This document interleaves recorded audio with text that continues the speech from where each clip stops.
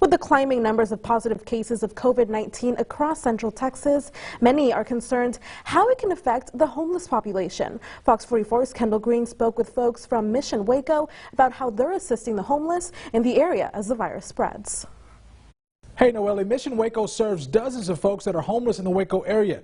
With more and more positive cases of COVID-19 being confirmed every day in McLennan County alone, they're proactively exploring alternate ways to help the homeless in case anyone is infected with the virus. What we do for the homeless is really what we've zeroed in on and focused programmatically because they're some of the most complex issues. Serving the homeless year-round for Prosper Waco typically involves health, finance, nutrition, security, and overall wellness.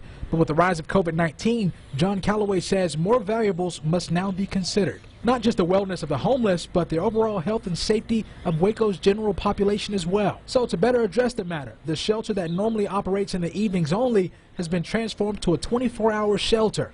They don't have a home to go to like I do, or like you do perhaps, or like many of us in Waco.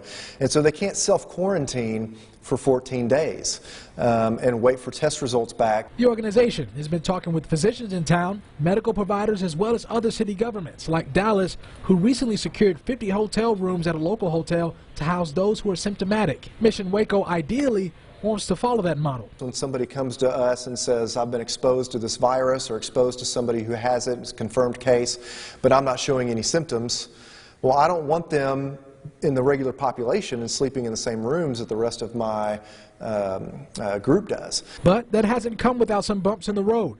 Not many hotels have been showing a willingness to have the homeless stay there. And for the ones that are open to the idea, they still need to work out the number of rooms available for them to use. A short-term solution the group is working on is having a small group of different area hotels to house their people. Having one hotel room per one symptomatic person who is struggling with homelessness really is the way forward, and so our board of directors agree with that. Now, it's no easy task serving the amount of homeless people the nonprofit organization serves on a day-to-day basis, but there are ways you can help. I'll have that coming up at 9:30. In the studio, I'm Kendall Green. Noelle, back to you.